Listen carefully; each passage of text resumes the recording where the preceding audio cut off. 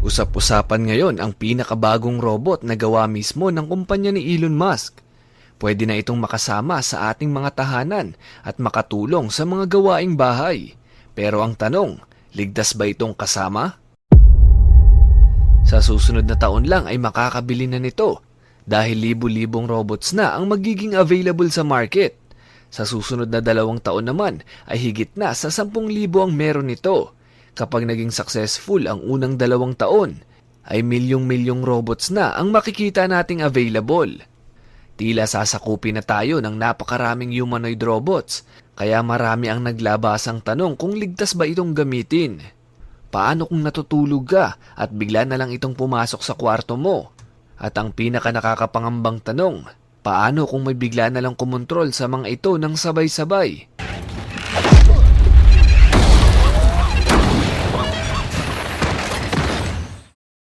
Optimus humanoid robot na gawa ni Elon Musk. Yan ang ating aalamin.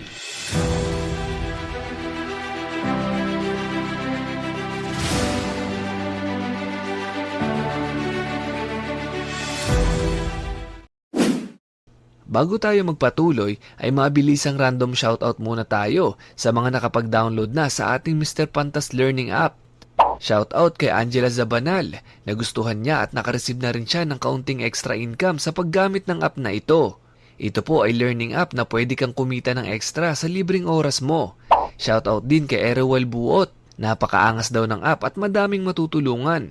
Bukod kasi sa pwede kang kumita dito, ay may sinusuportahan tayong 2 charity, isang medical center sa Lebak Sultan Kudarat at isang charity para sa mga homeless animals. Natuto ka na? Kumita ka pa at nakatulong ka pa sa iba. Ang app na ito ay libre lang, pero hindi para sa lahat. Limited users lang ang kaya nating i-accommodate, kaya download na habang available pa. Mabalik tayo. Kilala ang Tesla sa paggawa ng advanced na teknolohiya. Noon ay science fiction lang ang pagkakaroon ng mga robot na pwede nating makasama sa bahay. Pero ngayon, isang realidad na. Take note mga kapantas, hindi lang ito basta plano, tuloy na ang pagpaparami nito. Nakakatakot lang kapag naging available ito sa Pilipinas ay hindi ka na kailangan ng mama mo. Okay.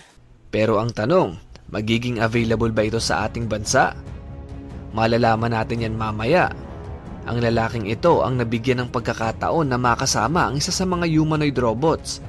Naging komportable kaya siya nakasama ang isa sa mga ito? Adaptive AI technology ang gamit sa robot na ito.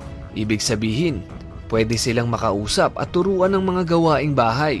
Simulan natin sa unang umaga nila. Nung paggising ng lalaki ay nagprogram ang mga engineers na pagtimplahin ng kape ang Neo para paglabas niya ng kwarto ay may kape na siyang nakahanda. Pwede rin itong utusan magpunas ng lamesa kung sakaling matapon man ang kapeng iniinom niya. Kaya rin itong kumuha ng mga bagay mula sa ref gaya na lang nito. Inutusan niya ang Neo na kumuha ng paminta at mushroom sa ref at nagawa ng robot. Automatic din itong isasara ang ref kapag wala ka nang ipapakuha. Ang galing, di ba? Kapag nasa bahay na namin ito ay baka masira ang programming niya dahil wala naman laman ng aming ref. Pwede ka rin manghingi ng instructions kung paano balutuin ang isang bagay. Panoorin ito. Neo, I'm curious. How should I cook these bell peppers? Saute them with a bit of olive oil, salt, and pepper, done in minutes. At kung may hindi ka abot, ay kayang-kaya niya rin kunin ang isang bagay para sa'yo, gaya na lang ng maingat niyang pag-abot ng itlog.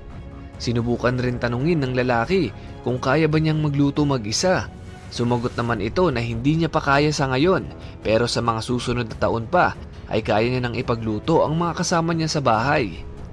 Challenge din ng lalaking ito ang robot na patunayan niyang hindi laga ang itlog na nasa harap niya at panoorin kung anong nangyari. Nilaglag niya ito para malaman ang loob ng itlog na nasa harap niya.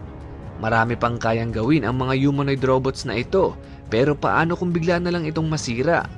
Sagot naman ng mga engineers ay isang tawag lang sa kanila ay pupuntahan agad nila ang Neo para ayusin ito. Kaya nitong tumulong sa iyong magsampay o kumuha ng sinampay.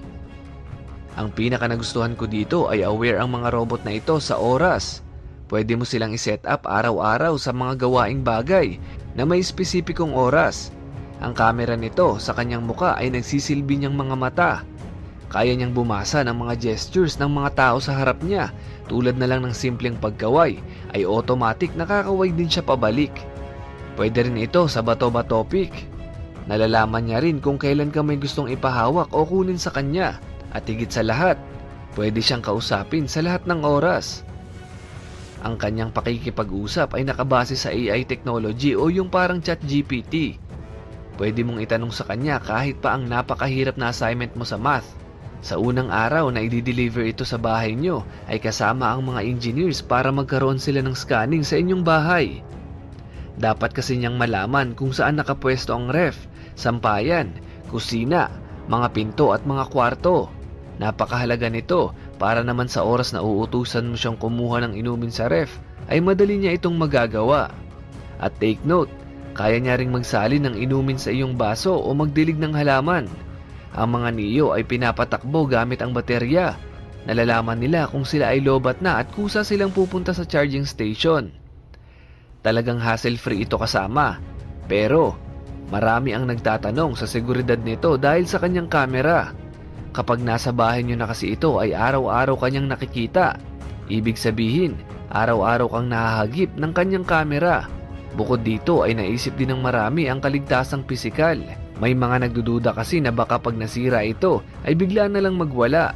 Paniniguro ng mga engineers nito ay gentle lang ang mga robots. Meron itong napakababang kinetic energy. Walang sapat na lakas para gumalaw ng sobrang bilis at para makapanakit. Sa kabaliktaran ay maaari mo itong yakapin at yayakap naman ito pabalik. Sa mga single dyan, o alam nyo na, pwede itong i-restrict sa mga piling lugar sa iyong bahay. Ibig sabihin, pwede kang pumili ng mga lugar kung saan hindi sila dapat pumunta. Pwede mo siyang pagbawalan maglakad malapit sa hagdan. Pagbawalang lumapit sa mga stante na maraming babasagin. At higit sa lahat, pwede mo siyang pagbawalang lumabas. Di gaya ng mga kapantas natin dyan, kung saan-saan napapadpad. Tungkol naman sa camera nito, ay maaari mo itong i-customize gaya ng pag-blur. Lalo na kapag sinama mo sa labas, para hindi niya nakakapture ang mga mukha ng mga tao sa pampublikong lugar. Pero ang isa pang tanong, paano kung ang may-ari ng isang Neo ay nag-program ng masamang bagay, gaya na lang ng panghihimasok sa ibang bahay para magnakaw o manakit? Sagot naman ng mga engineers na nakablock na sa mga robot na ito ang utusan silang gumawa ng masasamang bagay. Ibig sabihin, kapag inutusan ito ng may-ari na gumawa ng kalokohan ay rejected agad. Pero, paano naman ang cybersecurity nito? Paano kung mahak ang buong system ng lahat ng robot at kontrolin ito ng iisang tao lang? Madiing sinabi ng mga tao sa likod nito na higit pa sa tripling security ang meron sila. Walang sino man ang kayang mag-hack ng kanilang system. Nangangahulugan lang na talagang safe ito. Pangako nila na kung bibili ka nito ay talagang kasama lang sa bahay ang darating na kaya pang ang magtiklop ng iyong mga damit. Kaya ang feedback ng lalaking nakasama nito sa bahay ay talagang maganda. Sinabi niyang mas napapadali ang araw-araw niyang gawain sa bahay. Ang tanong ng lahat, magkano? At pwede ba ito sa Pilipinas? Ang kasalukuyang presyo nito kahit hindi pa man din available mabili ay naglalaro na sa 16,000 USD o sa peso ay nasa 900,000 pesos. Parang bumili ka lang ng isang sasakyan. Starting price pa lang yan mga kapantas. Siguradong mas tataas pa dyan ang aktual na presyo nito sa mga susunod na taon dahil marami pang idadagdag na mga features ang mga engineers bago ito ilabas sa publiko. Ang huling tanong, pwede ba ito sa Pilipinas? Yes, pwedeng-pwede. May dalawa lang requirements. Una, dapat afford mo. Pangalawa, dapat legal na dadaan sa Bureau of Customs para sa karagdagang permit at mga buwis. Kung sakaling sa oras na available na ito sa Pinas at may sapat kang pera, bibili ka ba nito? Bakit oo o bakit naman hindi? I-comment mo lang dyan sa ibaba. Yun lamang po para sa video ito. Muli, ako si Mr. Pantas at sa channel na ito, libre ang matuto.